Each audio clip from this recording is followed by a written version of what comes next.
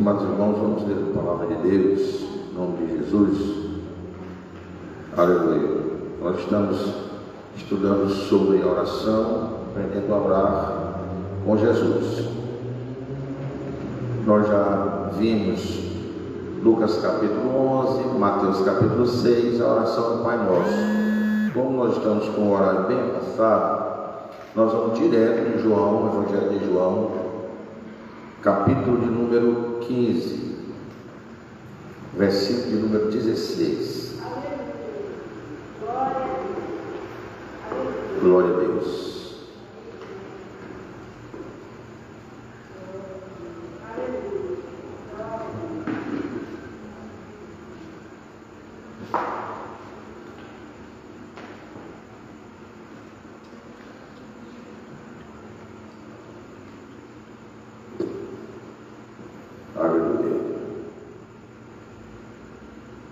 Diz assim a palavra de Deus: não foste vós que me escolhestes a mim, pelo contrário, eu vos escolhi a vós outros, e vos designei para que vades e deis fruto, e o vosso fruto permaneça, a fim de que tudo quanto pedires ao Pai em meu nome, Ele vos conceda. Versículo 17: e isso vos mando, que vos ameis uns aos outros. Amém. Senhor Deus e Pai, rogamos a tua bênção, pois queremos aqui, ó Deus eterno, estudar e aprender com o Espírito Santo, pela palavra de Deus, a respeito da oração que a tua igreja tanto necessita. Nos ajuda, em nome de Jesus. Amém. Irmãos, nós vamos verificar, nós já olhamos esse aspecto. Quando terminou a oração do Pai Nosso, tanto em Lucas 11 como em Mateus 6, Jesus ele não fala no nome dele mesmo, não, ele nos ensina a orar e ele dá um modelo com princípios para que a gente aprenda a orar.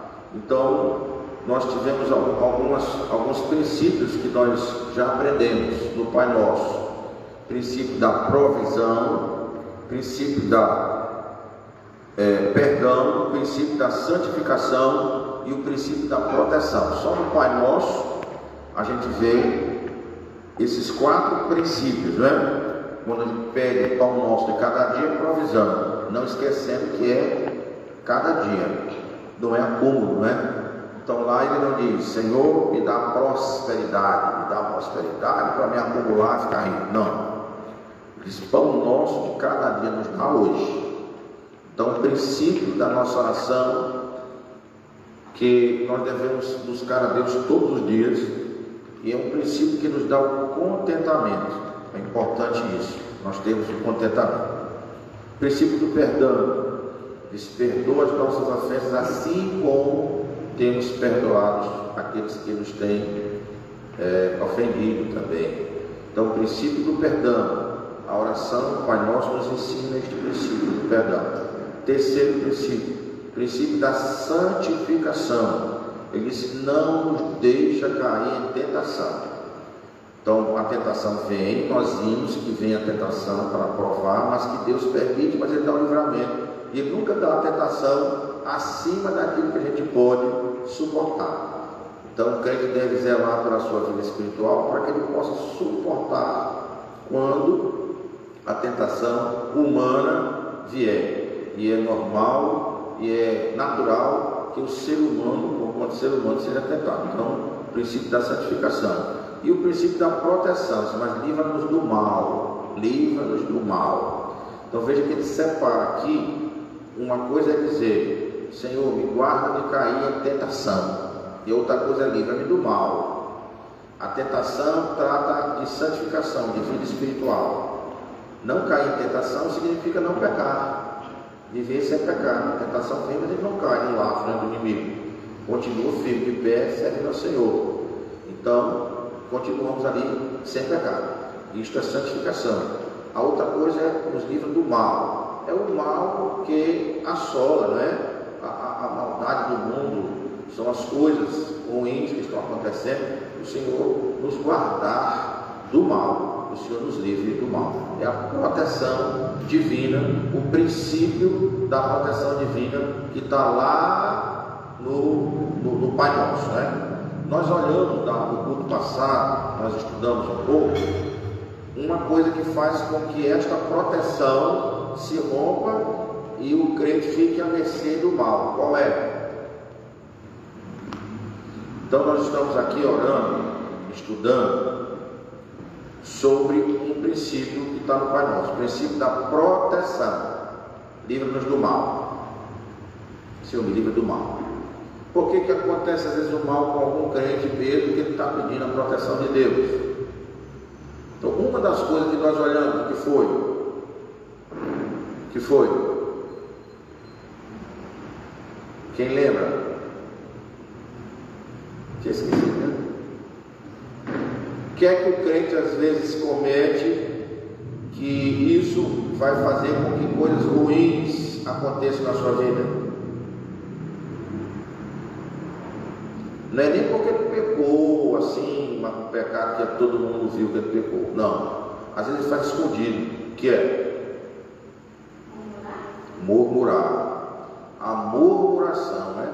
Uma coisa que a gente quase não nota na igreja. Nunca vi nenhum crente ser disciplinado porque anda murmurando. Nunca vi. Nunca vi o pastor disciplinar um crente porque murmura. Mas a murmuração atrai qual tipo de demônio? Qual espírito mau? Qual? O destruidor ou o exterminador. O exterminador. Onde está escrito isso?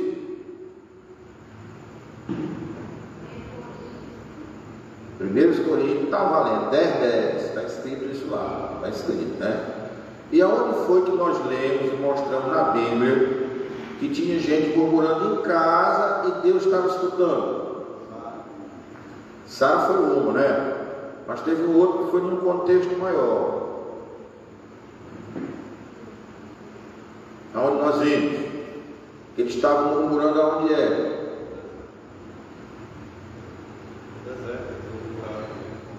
Aonde é que eles estavam murmurando? Qual lugar? No deserto, aonde? Abra aí Deuteronômio capítulo 1, verso 26. É o 26 ou é o 3?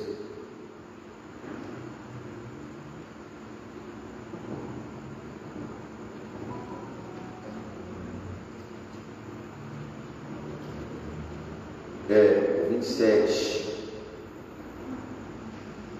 26, 27. Deuteronômio 1, 26, 27. O que é que diz lá?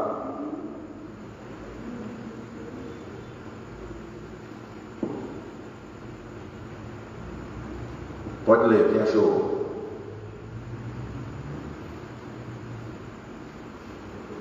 Porém, vós não quisestes subir, mas fostes rebelde ao mandar do Senhor vosso Deus, e murmurastes nas vossas tendas e disseste: porquanto o Senhor nos aborrece, nos trouxe a terra do Egito, para nos entregar nas mãos da pobreza, para viver. Eles foram rebeldes ao mandado do Senhor. Deus mandou subir e não quiseram subir. Aí foi o que eles foram fazer? Aonde? Tenda é o quê? A casa de cada um, lá dentro da tenda. Por que era tenda? Porque eles estavam no deserto, eles não tinham casa construída. Eles armavam a tenda e ficavam lá, cada qual com a sua tenda. Aí dentro da tenda era a casa deles. Aí dentro da tenda tinha divisãozinha do quarto deles, dos meninos, da mulher com o marido. A murmuração dentro de casa, a murmuração dentro de casa, onde ninguém está vendo, só o marido com a mulher bem baixinho, Deus está escutando. Está escutando. Então veja, o que é murmurar? Murmurar, irmãos, é quando a gente está insatisfeito com alguma coisa, né? E ao invés da gente orar para que Deus venha a restabelecer alguma coisa que precisa ser ajeitada, a gente fica acusando sem que a pessoa saiba que está sendo acusada. A gente fica falando mal, a gente fica apontando defeito, a gente fica criticando. Ninguém está vendo, só Deus. Só Deus que está vendo. Está dentro de casa, escondido, né? E às vezes a pessoa costuma ser murmurador e não está percebendo. Não percebe que tudo ele fica murmurando, tudo ele fica murmurando, tudo ele murmura, tudo ele murmura, tudo ele acha errado, tudo ele acha errado, mas ele não diz, ele fica ali em casa, fica naquela, né? Só criticando, só. Mas se fosse eu fazer desse jeito, se fosse eu fazer assim, se fosse eu não era dessa cor, se fosse eu ajeitava do outro jeito, se fosse eu não era essa hora, se fosse eu não era desse tanto, se fosse eu gritava mais, eu gritava menos, eu não orava tanto, eu orava mais, eu só orava. Enfim, a pessoa fica falando lá, achando uma coisa que ele não está dando glória a Deus, ele está destruindo aquilo que está se tentando fazer com as palavras contrárias, Essa palavra murmuração, ela tem esse sentido, não é? De ser contrário à vontade de Deus. Verifique que no texto lá em Deuteronômio, Deus mandou eles subir e eles não quiseram subir. E a Bíblia diz que eles foram rebeldes, porque não quiseram subir. Deus disse: sobe, não quero não, vou não, eu não vou não. Pronto, bastou para ser rebelde. Porque quando Deus pede, ele não pede, ele manda. É Deus que está falando. É Deus que está falando. Ele não pede, ele manda. E aí a pessoa já se torna ali um rebelde, e tudo que ele vai falar contra a vontade de Deus, ele vai estar murmurando. E quando ele murmura, ele aciona contra ele, contra a casa dele, contra a família dele, contra os descendentes dele, contra os negócios dele, o destruidor ou o exterminador. Ele aciona esse demônio, esse espírito. E aí não adianta dizer: Senhor, livra-me do mal, mas ele mesmo está acionando o mal contra ele. Ele está autorizando que o mal o alcance. Então nós olhamos esses aspectos da oração.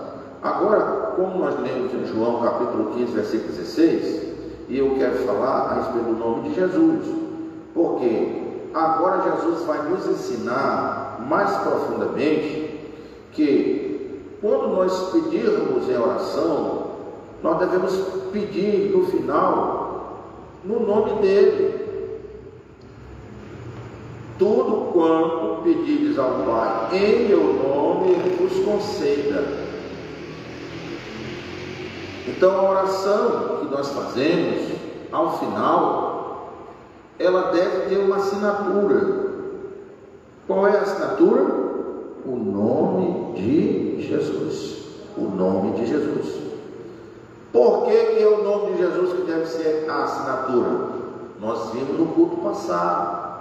Porque ele recebeu o nome que está acima, ele foi um nome exaltado sobremaneira, acima de todos, o nome de Jesus. E ele nos passa a autorização, ele dá para nós, igreja, uma procuração pública. Escute o que eu estou dizendo. Existe no mundo jurídico uma condição, uma coisa chamada procuração, poder de outorga, chama-se outorga ou procuração. Então no mundo jurídico existe essa possibilidade, né, de você outorgar poderes para outrem, né, em seu nome, a gente chama normalmente de procuração. Então, o titular da procuração é chamado de outorgante. E o outro que vai receber o poder para representar o titular é chamado de outorgar. Ele recebe poder para falar em nome do titular. Quando Jesus entrega a igreja, quando você for falar com o papai, pode pedir para ele, mas pede em meu, e ele vai conceder. Ele está entregando para a igreja uma procuração. Nós vamos pedir a Deus, mas em nome de Jesus, que nós estamos pedindo como se fosse o próprio Jesus. Ele nos deu essa procuração, ele otorgou poderes à igreja, para que a igreja usasse o seu nome. Veja só. Então não é qualquer pessoa que sai por aí usando o nome de Jesus que esta procuração vai ser válida. Você já ouviu falar em alguém que falsificou a assinatura de alguém? Já ouviu falar disso? É crime, né? É crime, falsificação de assinatura. Você já ouviu falar em procuração falsa que tem por aí? E alguém? Tem também. E às vezes ela funciona. No meio da safadeza ela funciona. Mas quando se descobre, anula tudo o que se fez através daquela procuração, porque ela não tem validade. Ela não tem validade no mundo jurídico. E existem dois tipos de procuração. Eu posso até dizer mais, mas eu vou falar só em dois: a procuração particular e uma procuração pública.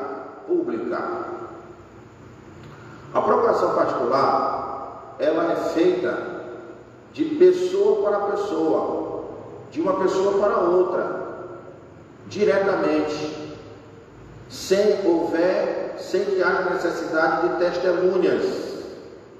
testemunhas. Eu passo poderes para alguém, agir em meu nome com uma procuração particular e assim, pronto. Esse tipo de procuração, ela é chamada de procuração simples, e ela tem validade em alguns casos bem simples também. Mas existem situações onde essa procuração particular, ela não tem validade, porque ela não tem comprovação, ela não tem fé pública. Então existem certos casos onde você, para passar poderes para outrem, você tem que procurar um cartório público, onde você tenha condições de emitir, a comprovação de que aquela pessoa está lhe dando poder para determinada coisa. Então, além da assinatura dela, vai ter a assinatura daquele escrivão do cartório, com os selos do cartório, legitimando aquela assinatura e aquele documento que está outorgando poderes para outro. Esta procuração, ela tem fé pública em qualquer lugar, ela é um documento público que vale em qualquer lugar, porque ela tem uma validade erga omnes, se chama no direito, erga omnes, contra qualquer coisa. Isto se falando daqueles poderes específicos que foram listados naquela procuração, que foram outorgados para a outra pessoa, para o outorgado. Ela, em qualquer lugar, ela tem validade. O Senhor Jesus, quando Ele diz para a igreja, Ele diz para a igreja, pegue no meu nome que o Pai concede. Ele está dizendo, eu estou dando uma procuração pública. Ela tem poder erga omnes. Ela tem validade em qualquer lugar, contra qualquer pessoa. Aí você pergunta, quais são os poderes que Ele nos outorgou? Qualquer coisa. Ele nos deu uma procuração com poderes ilimitados. Ele só exige de nós que nós tenhamos comunhão, fé e estejamos dentro da vontade de Deus naquilo que vamos pedir. Então vamos dizer as três coisas importantes para usar o nome de Jesus. Para usar a procuração, vou usar o termo procuração, tá bom? O nome de Jesus como procuração, um papel que Ele deu para a igreja. No mundo espiritual, tem papel no mundo espiritual? Tem ou tem? Tem coisa escrita no mundo espiritual? Tem? Me prova. O livro da vida. O que você não falou? Em Apocalipse?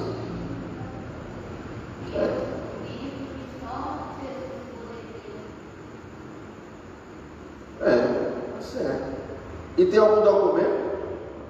Também tem uma cédula que ele... Aí ó. Onde é que está escrito isso?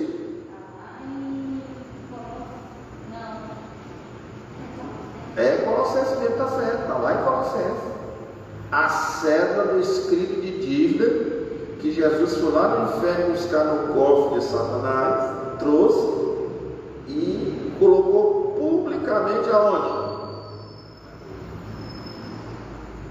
Aonde foi que colocou ela publicamente? Cravou na cruz publicamente. Para quê? Envergonhar os demônios, os anjos caídos, todos os que batalharam contra ele. 2 papéis, olha, 2 folhas. Uma, ele botou na cruz. Presta atenção, quero que você viaje comigo lá na cruz, tá bom? Vamos olhar o mundo espiritual, de olho fechado. Jesus chegando lá na região dos mortos, ele não vê o sol, ele veio trazendo algumas coisas na mão. A chave da morte do inferno e a cédula de dívida. E ele não vê o sol, ele veio trazendo cativo o cativeiro. O que é cativeiro? Prisão. Então lá no mundo dos mortos havia um lugar onde estavam presos todos os mortos, mas havia uma separação. Tinha uns que ficavam do lado, um abismo no meio e o outro do outro. Quando Jesus veio lá, foi lá embaixo, a Bíblia diz que ele pregou aos espíritos em prisão. Ele pregou lá no inferno, lá no mundo dos mortos. E quando ele veio de lá, ele trouxe de um lado a chave da morte do inferno, como quem diz, aqui tu não manda mais, eu agora sou senhor de tudo. E trouxe o cativo o cativeiro. Ele modificou a região do Hades, a região dos mortos. Aqueles que eram salvos, que estavam presos lá, ele trouxe do mundo dos mortos. E nós cremos, por alguns indícios, a Bíblia não diz com clareza, mas alguns indícios de Apocalipse diz que estão debaixo do trono de Deus, aguardando. Provavelmente, né? Ele era um paraíso, não é? Porque Jesus disse para aquele nosso irmão da cruz: hoje mesmo estarás comigo no paraíso. Paraíso. Então ele nos outorga agora poder. Então ele traz de lá numa mão a chave da morte do inferno e na outra mão um papel que era cédula de dívida. Paga a dívida com seu sangue, pega a dívida, pendura lá na cruz, para anunciar em todo o universo que a conta do pecado estava paga. Está paga. Aí pegou o papel espiritual, assina, isso aqui é o meu nome. E entrega para quem? Para a igreja, no mundo espiritual. Está aqui uma procuração pública. Por que pública? Porque todos os anjos, todos os seres presenciaram esse momento. Estou entregando para a igreja a procuração, outorgando poderes para eles usarem o meu nome.